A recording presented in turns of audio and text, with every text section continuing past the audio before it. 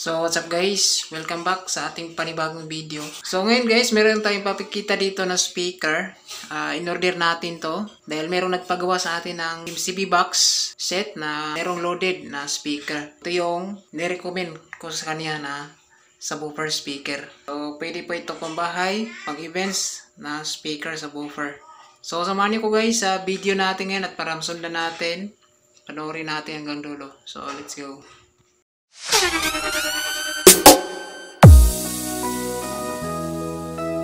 So ayan guys, kanina pa to dumating itong speakers. Bali dalawa po ito. Ayan. So tinanggal ko lang yung balot niya dahil chinek yung item kung wala bang damage. So okay naman mga guys.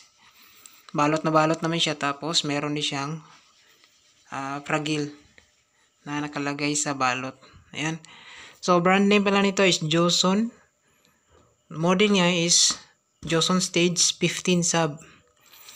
Yan. So 15 inches po ito na sub speaker or subwoofer. Yan. Dito sa kanyang carton may nakalagay dito na mga specs. Makikita natin 15 inches. Tapos yung maximum outer diameter is 396 mm. Yung mounting hole spacing is 355 mm. Yung screw hole spacing niya, yung butas lagayan sa screw is 375 mm. Yung magnetic steel naman size niya, yung magnet niya is 220 mm. Yung voice coil diameter niya is 100 mm. Yan. Tapos yung voice coil materials na ginamit is pure copper. Yan. Tapos yung kanyang frame is iron basin frame. So meron pala siyang rated power na 1000 watts. Yung peak power naman niya is 100. Yung peak power naman niya is 1200 watts. So line impedance na 8 ohms. Yung magnetic steel material is pyrite Y35 na type. Sensitivity niya is ito 11,300. Yung frequency response is 65 Hz to 350 or 3,500 Hz. Yan. Tapos meron siyang bigat na 12 kilos. Yan. So dito, bubuksan natin to. Papakita natin. Yan. Bali, binaliktad ko pala to. Binuksan ko na kasi to. Yan, ito siya. So isa lang yung papakita natin guys. Papakita natin yung mismong item na speaker. Yan, medyo mabigat po ito. 12 kilos yung isang speaker. Yan, sa kanyang box, ito po siya, makapal yung box. Yan. Meron siyang foam. Ito siya. Sa speaker, may nakabalot na plastic, makapal. Yan. So, tanggalin natin yung speaker. So, ito yung mismong speaker niya guys. Bigat po ito. Yan, lagay natin dito. Yan. So, meron din siyang foam sa para sa harap niya, oh. Yan. Double yung balot. So, meron din siyang free na Joson sticker para pwede natin ikabit sa box natin. Yan. So, makapal yung Joson sticker. So, lagay muna natin dyan. So, meron din isa. Yan, double. So, meron ding balot sa harap. Yan, para safe talaga yung mismong speaker. So, double yung carton pala guys. Yan. Isa lang palang carton. So, check natin yung mismong speaker. Papakita natin sa mga viewers natin, sa mga nagbabalak. Kumuha ng speaker, no? Ito siya guys. Sobrang gandang speaker na to. So, ito rin yung gamit natin dati sa D15. Yan, ilagay natin to last year. Meron tayong video nito sa Halimaw box and MCB box. So, okay naman yung kanyang gamit. So, ito pala yung gamit ko. Ito. So, tinanggal ko. Dahil nung hindi pa dumating yung speaker na in-order ko para sa mismong box niya is ito muna yung sinukat ko. Yan, para sa lagayan ng speaker board sa MCB box. Yan.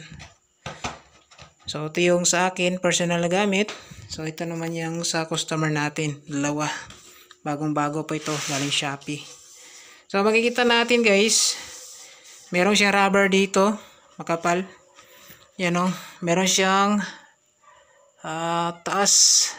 Hindi naka plain dito sa frame. Medyo meron siyang allowance konti. Yan. Para malak talaga natin. Walang singaw yung pagkabit natin dito sa MCB box. Yan. So, sa kanyang cone mga guys, meron po siyang 3 roll dito. Yan. Maganda to pumalo paglagay natin sa MCB box or halimaw box. Kahit anong design na speaker box is pwede po dito sa subwoofer speaker ito. Yan. Parang naka 3T din siya guys. Yan. Makapal yung kanyang cone. Yan. Kapit na kapit siya oh. Ito yung kanyang dust cap. Malaki. Yan. So, dito, silipin natin dito sa kanyang damper. Ayan. Sobrang ganda talaga mga guys yung Joson. Tulad ng nabili natin dati. Okay talaga siya. Sa kanyang pandikit dito is marami yung nilagay nila. Hindi talaga tinipid. Tapos yung damper niya dito is madali lang i-bounce. Yan. Siya guys. Makapal. Yan. Ikutin natin. So, nandito pala yung kaniyang pigtail or spider wire. Yan. So, madali rin din igalaw yung pigtail niya. Yan. So, kahit anong galaw natin sa speaker is magbabounce din siya or gagalaw din siya. Yan. So, ito siya. So, push type pala yung ginamit. Yan. Kiklip na yung speaker dyan. So, kahit anong hila ng wire dito is hindi talaga matanggal. Yan.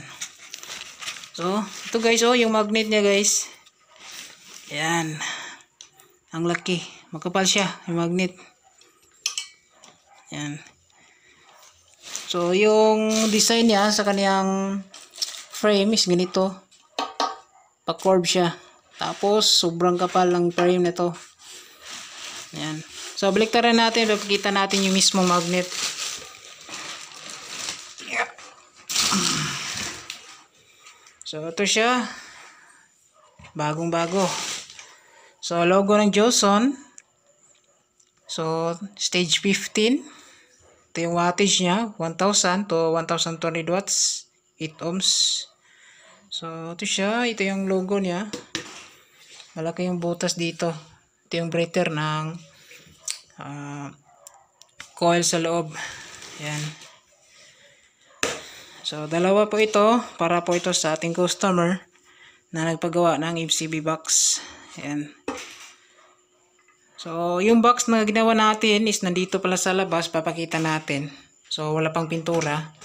Kakatapos ka lang nabuo kanina. Yung MCB niya. Dito sa labas. Ito. Yung isa. Tapos yung isa dito. So, itong isa dito is iba din yung mayari nito. Isa lang kinuha. So, papakita natin sa harap yung MCB. Ito siya. Yan. So, bumper na lang kulang ito. Tapos, pintura bukas. Ito siya guys sa loob. Yan. Pwede sa bottle type. Pwede sa pang events. Yan. So, dalawa pa ito. Ito isa. Tapos ito isa. Naka-epoxy po ito guys. Kada kanto. Yan. Para matibay. So, titextured pa natin ito bukas. Tapos, final na pintura na itim. Tapos, sound check na. So, yan lang po. So, balik tayo dito sa loob. So, abangan natin mga guys yung sound check natin dito sa Joson 15. Yan. Bale, ititest natin siya